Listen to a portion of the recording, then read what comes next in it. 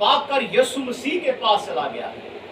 इसकी बेटी बीमार हुई है और ये कलाम खुदा के अंदर लिखा है कि किसी डॉक्टर के पास, किसी हकीम के पास, किसी तबीब के पास नहीं गया, ये सीधा यीशु मसीह के पास गया है। और इसका ईमान है कि यीशु मसीह के पास मैं जाऊंगा और यीशु मसीह को जाकर बताऊंगा कि मेरी बेटी बीमार हो गई है, तू उसे जाकर छू और शिफा पा जाएगी।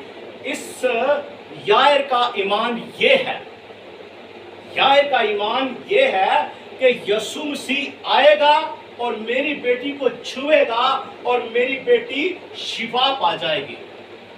अब हुआ क्या है, यीशु मसीह के पास जाते ही ये बादशाह, ये सरदार यीशु के कदमों में गिर गया है। कदमों में गिरते ही यीशु मसीह की मिन्नत और मसाज करने लगा है, उसके आगे रिक्वेस्ट कर रहा है, रो रहा है, चीख रहा है, चला रहा है और कह रहा है कि ऐ यीशु मेरे साथ चल, मेरी बेटी बीमार है और तू अगर उसे जाकर छुएगा तो वो शिफा पा जाएगी, वो अपनी बीमारी से रहा पा जाएगी। ये यायर का ईमान है। अब हुआ क्या है, यीशु मसीह चूंकि एक भीड़ के साथ वहां पर खड़े हैं और यीशु मसीह के साथ उसके शागिर्द भी मौजूद हैं और यीशु मसीह यायर के घर की तरफ बढ़ चुके हैं। जब वो यीशु मसीह और उसके शागिर्द और भीड़ यायर के घर की तरफ जा रहे हैं तो रास्ते में ईमान की एक और कहानी हमें मिलती है।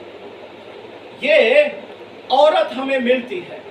इस कहानी के अंदर एक वो मौजज़ा हुआ है जो जिसके बारे में मौजज़ा कहते हैं कि बरकत ले गई।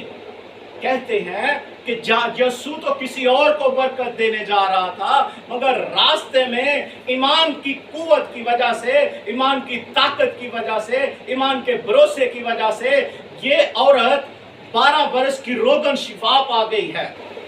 और इसका ईमान है कि मैं यीशु मसीह की पोशाक का किनारा ही छू लूंगी तो शिफा पा जाऊंगी।